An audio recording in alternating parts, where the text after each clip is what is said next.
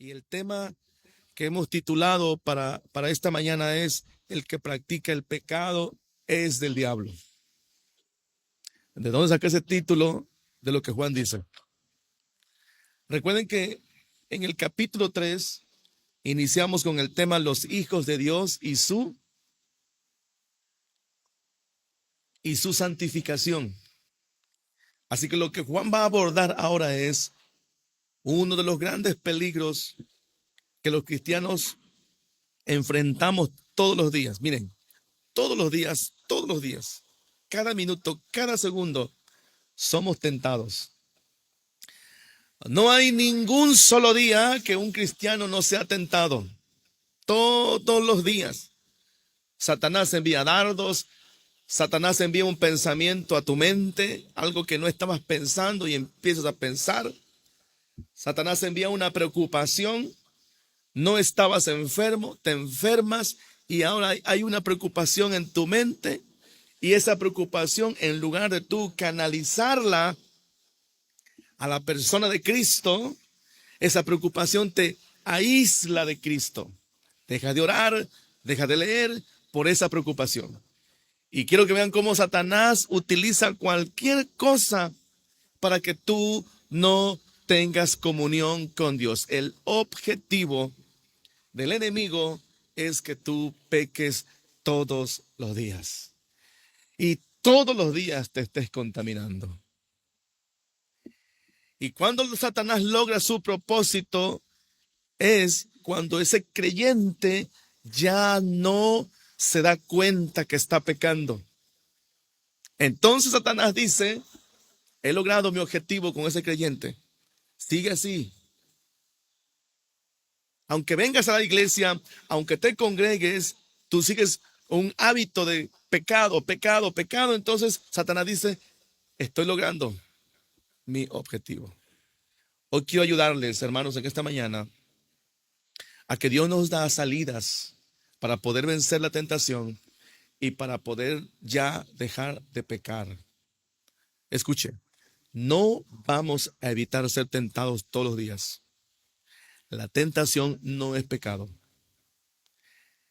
Es pecado cuando nosotros cedemos a la tentación. Es pecado cuando esa preocupación que tú tienes hoy en tu mente te quitó tiempo de calidad para Dios. En ese momento, ese tiempo que era para Dios, se lo dedicaste a tu preocupación, a tu enojo, a tu ira, al ocio de tu celular. Entonces, en ese momento, tú ya estás pecando. Y el pecado, según la Biblia, dice que el pecado es muerte. Así que cuidado, hermanos.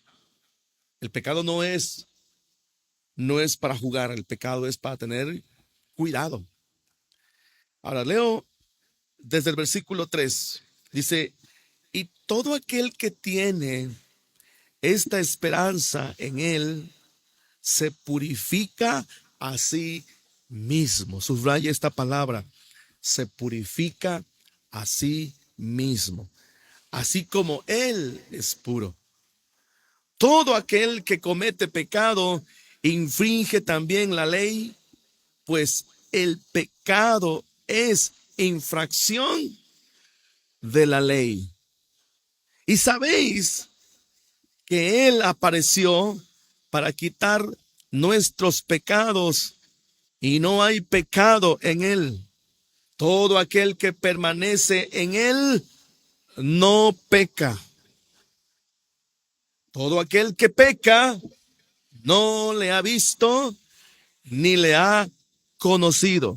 Hijitos, nadie os engañe.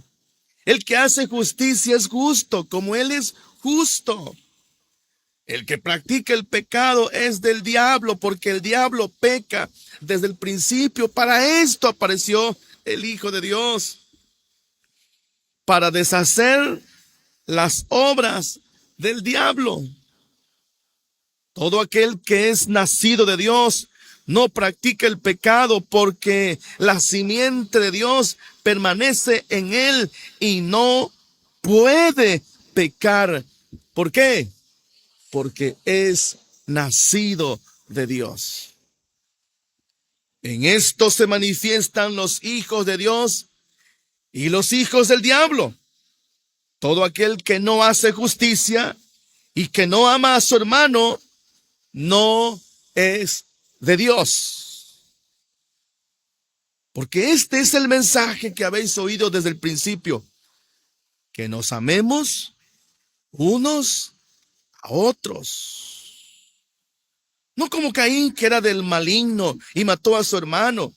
¿Y por qué causa le mató? Porque sus obras eran malas y las de su hermano justas. Hermanos míos, no os extrañéis si el mundo os aborrece. Nosotros sabemos que hemos pasado de muerte a vida, en que amamos a los hermanos. El que no ama a su hermano permanece en muerte.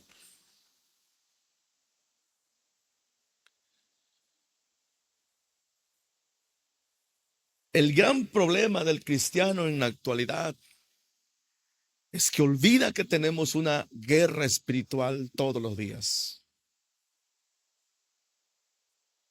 El gran problema de muchos cristianos en la actualidad es que muchos cristianos corren por las bendiciones, corren por las sanidades, pero para poder obtener una bendición de parte de Dios, para poder tener una sanidad de parte de Dios, el creyente no debe de olvidar que hay una guerra que tenemos que pelear, una lucha que hay que ganar, pero no la podemos pelear solos y no podemos luchar solos. Necesitamos al que lo puede todo, y ese es ¿quién? Cristo Jesús. En segundo lugar, el creyente no debe de olvidar que hemos sido colocados en la roca que es Cristo. Y cuando entendemos nuestra posición en Cristo Jesús, hermanos, todo cambia. Ni la muerte, ni la vida, ni nada, dice la palabra del Señor, nos podrá separar del amor que es en quién, en Cristo Jesús. Ahora la Biblia dice que Satanás viene a matar, hurtar y destruir. No olvide eso. Cuando usted pone su mente, su corazón, su vida entera al servicio de Dios, eso no le gusta a Satanás. En el momento en que usted pone su mente, su corazón y todo su ser al servicio de Dios, Satanás ya está preparando dardos. Él no sabe lo que usted piensa. Dios sí sabe lo que tú piensas. Pero como Él no sabe lo que tú piensas, sus oídos de Satanás están abiertos, escuchando tus preocupaciones. Cuando tú abres tu corazón y externas tu preocupación con alguien que ni siquiera tiene temor de Dios, Satanás está escuchando tus necesidades y él mismo enviará agentes para engañarte y decirte: este es lo correcto, mira, haz esto y aquello, y tus problemas se resuelven. ¿Cómo logró Satanás engañarte? Él no tiene el don de la omnisciencia, ni tampoco tiene el don de la omnipresencia. El único que lo tiene es Dios. Él sabe y conoce tus pensamientos. Pero Satanás es muy astuto. Y como él es astuto, él vigila cada paso que tú das. ¿Sabe una cosa? La iglesia está descuidando su vestimenta. Eso es muy peligroso. Por eso mucha gente no quiere venir a la iglesia, porque dice: ¿para qué si son peores que yo?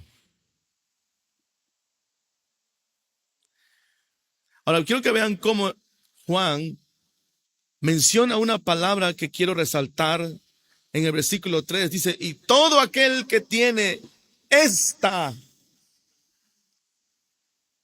¿sí lo ven allí? Esta esperanza. Esta esperanza es Cristo Jesús en tu vida, en mi vida. Yo he dicho esto, si usted tiene a Cristo en su corazón, hermano, usted lo tiene todo. No hay nada que le falte. Satanás intentará atacarte, intentará destruir tu matrimonio, intentará alejar a tus hijos, pero si usted tiene a Cristo en su corazón, nada nos puede pasar. Yo así lo creo. Ahora bien, cuando Satanás pierde la batalla, porque él va a seguir guerreando todo el tiempo, pero cuando Satanás pierde la batalla, él se va por un tiempo, pero va a regresar. Juan usa esta palabra, dice, y todo aquel que tiene, ¿quiénes tienen esta esperanza?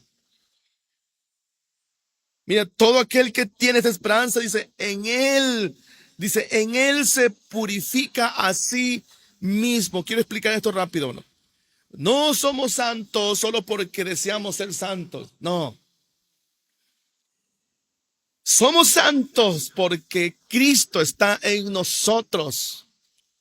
La santificación, hermanos, no es un deseo. No. La santificación es un estado, una posición que hemos adquirido a través de Cristo.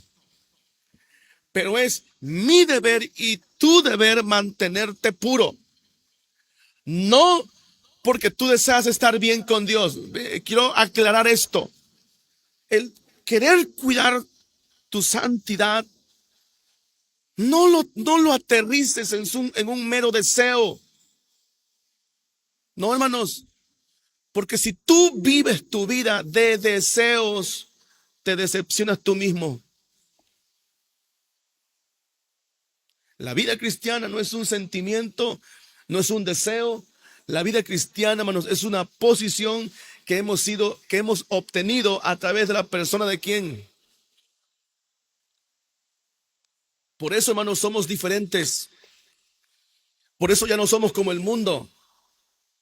Ahora yo me cuido mi lenguaje, cuido mi forma de vestir, cuido mis pensamientos, cuido con quién me relaciono, no porque quiero estar bien con Dios, no. Él ya me compró con su sangre preciosa en la cruz del Calvario. Porque si yo intento estar bien con Dios para quedar bien con Dios, es inútil. Nunca lograrás estar bien con Dios usando tus deseos. No, mis estimados hermanos. Juan dice que todo aquel que tiene esta esperanza en él, que dice, se purifica a sí mismo. Ni siquiera nosotros tenemos la capacidad de purificarnos a nosotros mismos. Ya él lo hizo por ti. ¿Ven la diferencia? Ahora usted diga, ahora le entiendo. O sea, por más que yo me desgaste intentar cuidarme, ahora que soy cristiano, ya no voy a hacer esto porque, no quiero ofender a Dios. No. Lo hago porque ya tengo una posición diferente. Lo hago porque ya Cristo me ha colocado para Él. Le pertenezco a Él. La gente del mundo, cuando uno recién se convierte, somos burlados, somos objetos de burla y nos critican. ¿A poco eres aleluya?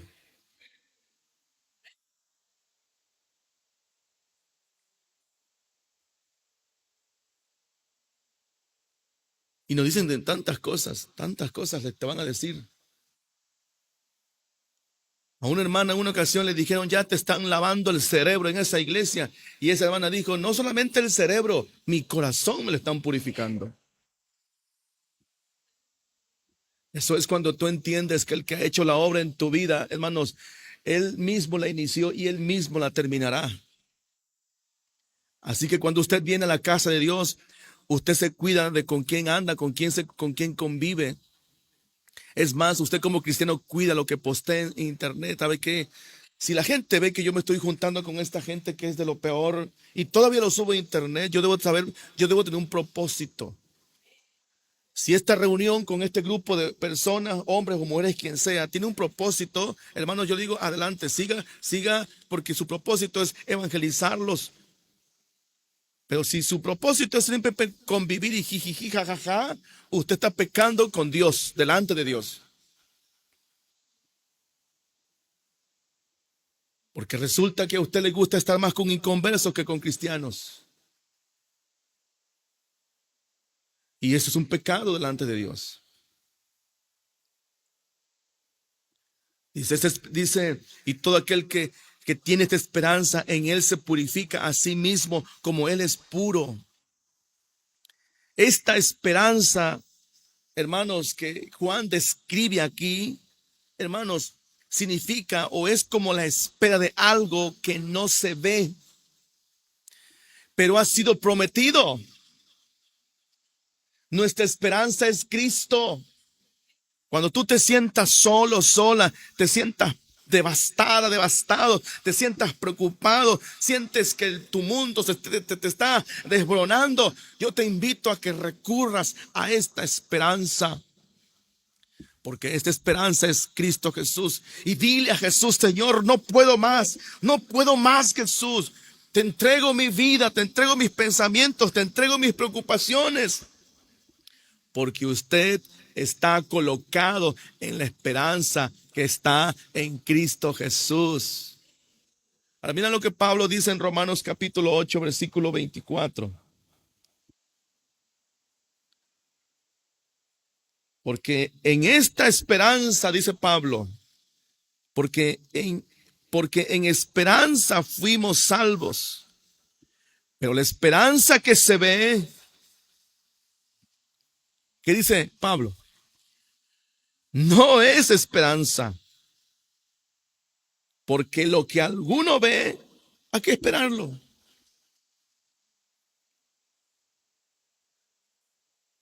En diciembre muchos dicen, ya que me paguen mi aguinaldo. Ya están preparando, ¿no? Voy a comprarme una salita, o ya que me paguen mi aguinaldo, me voy a comprar una tele plasma, la que yo siempre he querido. ¿Tienes una esperanza en qué? En tu aguinaldo. Y ese mismo año tu fábrica quebró. Y lo que Pablo está diciendo que nuestra esperanza no está en lo que vemos. Nuestra esperanza está en lo que no vemos. ¿Y nuestra esperanza quién es? Cristo Jesús. Hermanos, entonces, veamos entonces la idea de Juan. La necesidad de purificarnos, ¿en base a qué está? A la esperanza que tenemos en quién? En Cristo Jesús. Así que yo me purifico, yo me santifico, yo cuido lo que veo porque mi esperanza está en quién? En Cristo Jesús. Vean el versículo 4 y 5. Todo aquel que comete pecado, dice Juan, infringe también la ley. Pues el pecado es, ¿qué dice Juan? Infracción de la ley. Versículo 5. Y sabéis que Él apareció para quitar, ¿qué? Nuestros pecados. Escuche esto. Usted no hizo absolutamente nada para quitar los pecados. La Biblia dice que la paga del pecado es muerte. Para que el pecado se pudiera quitar del hombre, necesitaban un cordero inmolado, sin mancha, puro. Así que yo en mi esfuerzo y en mi capacidad nunca podré quitar mi pecado que mora en mí. Voy a explicar esto. Acepté a Jesús como mi Salvador. Él está ahora en mi corazón y Él purifica mi vida, purifica mi cuerpo, Él purifica mis pensamientos. Ahora usted ya no ve con los ojos carnales, ahora usted ve con los ojos espirituales. Por eso el viernes que estuvimos estudiando con respecto a las decisiones que tomamos es una evidencia de nuestra posición en quién, en Cristo Jesús. Hermanos, esto es maravilloso.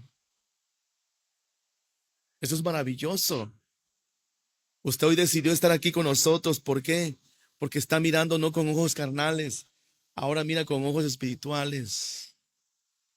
Y a veces usted tendrá que explicarles a los naturales. Los naturales en la Biblia son todos aquellos que no tienen a Cristo en su corazón. Ahora quiero que vean cómo Juan, hermanos, te dice a ti, amada hermana, hermano, nos dice que nuestra esperanza es Cristo. Y si yo y usted nos purificamos, no es por los demás, no es por lo que dice la gente, es por lo que Cristo ha hecho por nosotros. ¿Ven lo que el texto dice? Todo aquel que comete pecado, que dice Juan, infringe la ley. Pues el pecado es que infracción de la ley. Y sabéis que Él apareció para quitar nuestros pecados y no hay pecado en Él. Él quitó mi pecado en mí. Aunque en mi naturaleza humana yo todavía tengo un pecado, pero este pecado que la Biblia le llama el hombre muerto, Él está muerto. Ahora el que vive en nosotros es Cristo. Vean lo que sigue diciendo. Hay una diferencia entre cometer un pecado. Escuche esto. Hay una diferencia entre cometer un pecado y permanecer en el pecado. Quiero que esto quede muy claro. Porque muchos cristianos se confunden. Bueno, pues como Cristo ya pagó, pues, y ya soy salvo, siempre salvo, pues si cometo pecadillos, así se llaman pecadillos, mentirillas, que no existen las mentiras blancas, son más negras que el carbón. Hay muchos cristianos que se acostumbran a mentir, a evadir, evaden todo, o se hacen como que no ven, o lanzan la piedra y se esconden. Hermanos, nosotros los cristianos, Dios nos llamó a ser transparentes, a ser leales, a ser honestos, a hablar con la verdad, a no mentir. La esposa no tiene por qué mentir al esposo, mi amor, se me acabó el mandado cuando tú la tienes ahí. Hablen la verdad. Se me antojó un bolso, mi amor, y lo quiero. De lo que tú me das, ahorré tanto, pero me hacen falta tanto. ¿Podrás? Es mejor decir la verdad. No castigues a tu esposo alejándote de él, porque eso no es bíblico.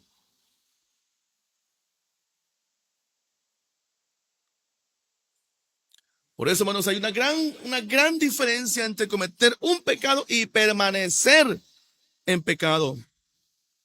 Miren, aún los creyentes más fieles, a veces cometemos pecados. Nadie de los que está aquí puede decir, no, pastor, yo no cometo un pecado. No, no, no, no. Si tú dices que no cometes ningún pecado, eres un mentiroso. Porque por más que nos cuidamos, en un instante cometemos un pecado. Los varones, por ejemplo, que somos muy mirones. Ahí estamos y de repente pasa una muchacha en minifalda, ya pecamos. Ya, en un instante, empañamos nuestros ojos y pecamos delante de Dios. Pero por eso existe la lucha. Por eso los cristianos luchamos, porque no queremos pecar. Porque el pecado, hermanos, ya no nos gobierna. Ahora quien nos gobierna es Cristo. Pero escuchen, aún los creyentes más fieles podemos cometer un pecado, pero la diferencia es que ese creyente fiel no ama ese pecado. Esa es la gran diferencia.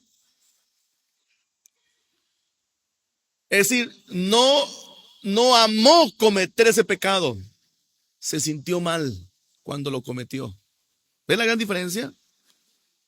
Pero si tú pecas y amas lo que estás haciendo, ahorita te voy a decir lo que dice Juan con respecto a esto. Un creyente que comete un pecado, ¿qué hace? Se arrepiente. 2, lo confiesa. 3, es perdonado. ¿Ven la diferencia? ¿Cuántos de los que estamos aquí en esta mañana saben que en algún momento vamos a pecar? ¿Ok? Levanta la mano. Todos, ¿verdad? Todos. Es correcto. No quiero pecar. Hermano, en algún momento vamos a pecar. En algún momento se te va a salir una palabrota fea y horrible que nunca has dicho, pero por un enojo, por una ira lo dijiste y cuando salió y ya contaminó. Ya ni modo.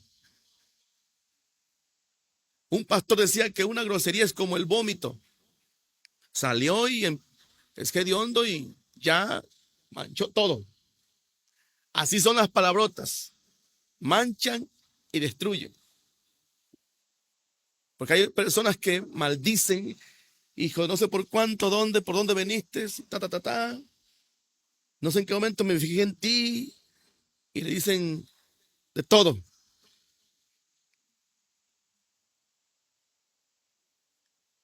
Y supongamos que ya no decimos, no supongamos, ya no decimos groserías. Pero se nos sale una mala palabra, ese creyente verdadero, ¿qué pasa con él? ¿Qué hice? ¿Qué hice, Señor?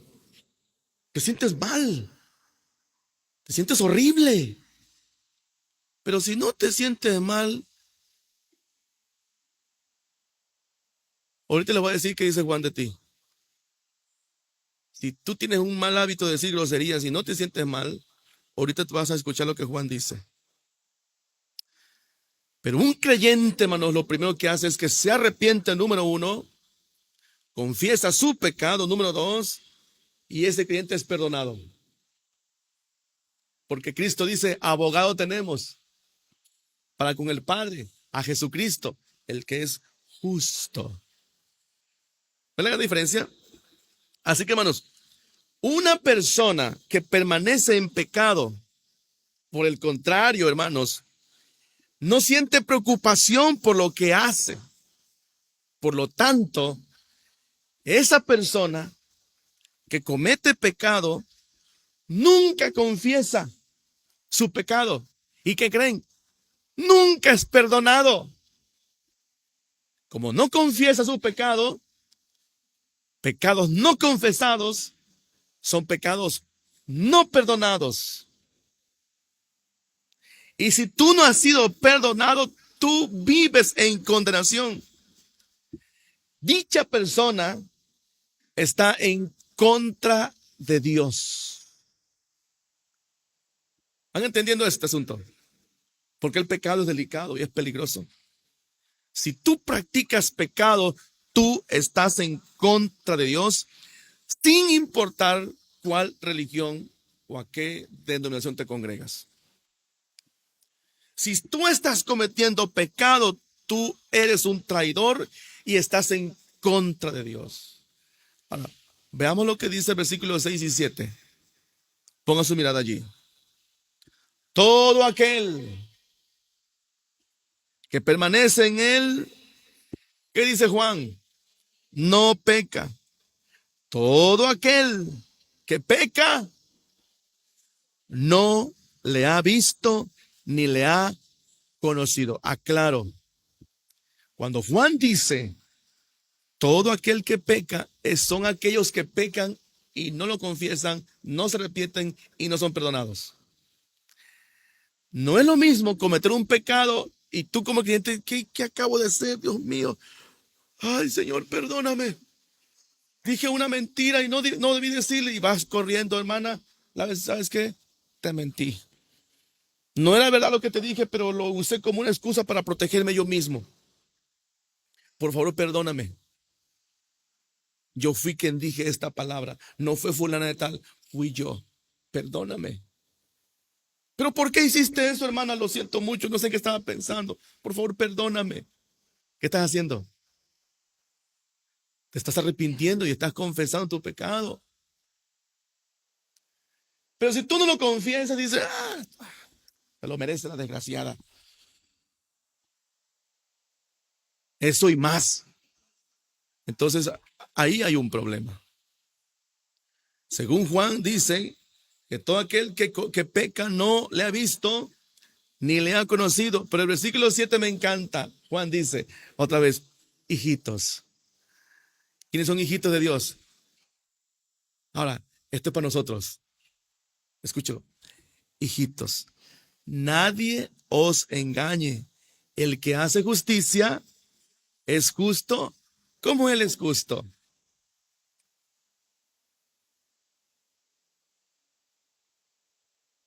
Por eso Juan está hablando de justicia.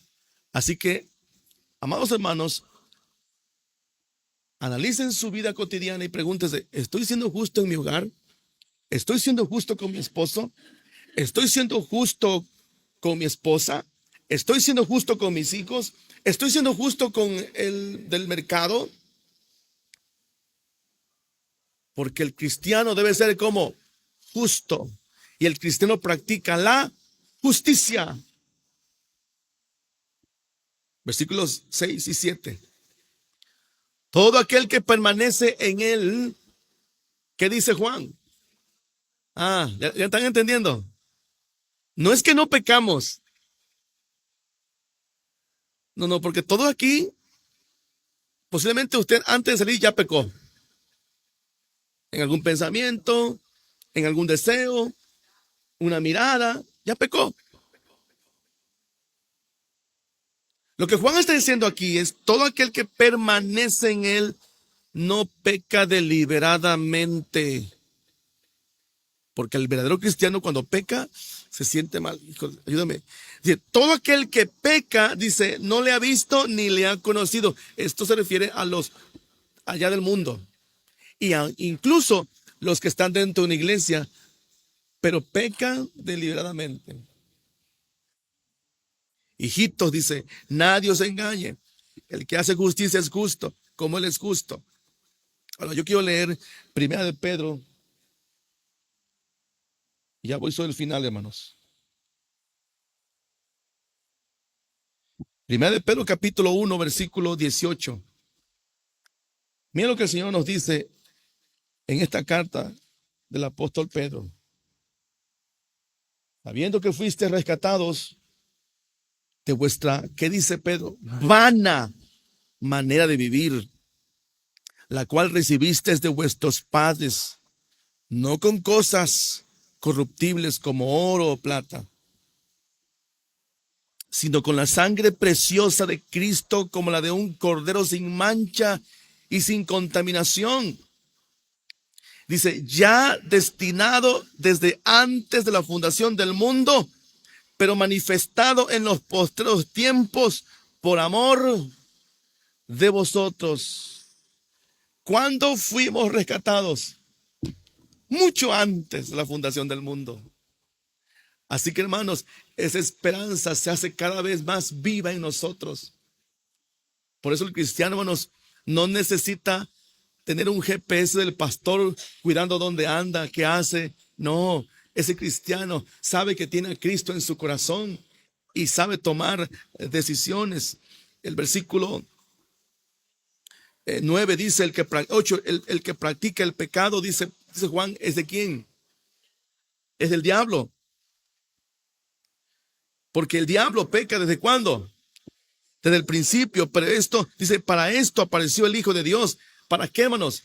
Para deshacer las obras del diablo. ¿Se da cuenta que nosotros no tenemos el poder para deshacer las obras de Satanás? Nosotros no podemos. Cristo lo hace. Por eso cuando yo doblo mis rodillas a Cristo, Él puede deshacer eso que Satanás está haciendo para ti. Y eso aplica. Por eso doblo mis rodillas y aclamo a Él y Él lo deshace. Él es el único que tiene el poder. Miren, hermanos, Satanás nunca podrá tener el poder para controlarnos. Jamás. Porque Cristo mora en nosotros y Él es más poderoso. Por eso el cristiano, hermanos, el cristiano es un creyente que, ahora sí, la palabra es correcta, el cristiano verdadero vive empoderado. Pero ese empoderamiento espiritual, no el que te ofrecen allá en el mundo, que te hablan de dinero, de finanzas, de carros, de casas. No, no, no, no, no, no. Ese empoderamiento es falso. El empoderamiento del cristiano está en Cristo Jesús. Yo conozco mujeres poderosas que están arraigadas ¿en quién? En Cristo Jesús. Conozco también hombres poderosos. ¿Cuántos poderosos hay aquí? ¿Saben por qué, hermanos? Porque tenemos a Cristo. Dice, para esto apareció el Hijo de Dios, para deshacer las obras del diablo. Todo aquel que es nacido de Dios, que dice Juan, no practique el pecado, porque la simiente de Dios permanece ¿en quién? ¿Quién es la simiente? ¿Y dónde permanece? Dentro de nosotros. Así que no puede pecar, porque es nacido de Dios. Rápido y concluyo. 3 pasos son necesarios para hallar victoria sobre un pecado predominante. Escuche lo que voy a decir.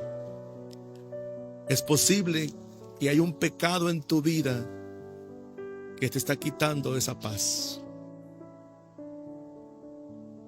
Es posible que hay una práctica en tu vida que tú no puedes controlar o que estás luchando por muchos años. Es un pecado que te está consumiendo. Pero yo quiero darte hoy la salida a ese pecado que tú ya no quieres cometer. Número 1, busca el poder del Espíritu Santo. Es un arma poderosa en nuestras vidas. Busca el poder del Espíritu Santo y la palabra de Dios. Y número 2, huye. No te quedes ahí. Huye de esa tentación. Aléjate.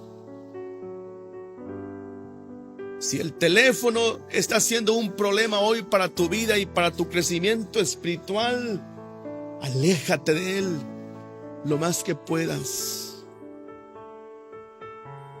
Número 3, busca ayuda en el cuerpo de Cristo. ¿Qué significa esto? Busca ayuda con tus líderes espirituales. Pide ayuda en oración. O busca algún hermano dentro de la misma iglesia, como dice el comercial, a quien más confianza le tengas. Y dile, hermana, hermano, yo quiero que me ayude. Y quiero que ore por mí. Sea muy prudente. Es sano, hermanos, pedirnos ayuda. Hermanos, debemos estar dispuestos a dar cuenta de nuestros hechos y a aceptar la oración de los demás. ¿Cuántos lo creen así? Porque la arrogancia y el orgullo van a provocar de que tú sigas en pecado delante de Dios. ¿Por qué te cuesta convivir con otros hermanos? ¿Por qué te cuesta relacionarte con otros hermanos? Piénsalo. No son los hermanos, es tu arrogancia, es tu orgullo. Eso significa que posiblemente la arrogancia o el orgullo es un pecado con el cual tú estás luchando. Cristo lo puede deshacer si tú quieres. Amén.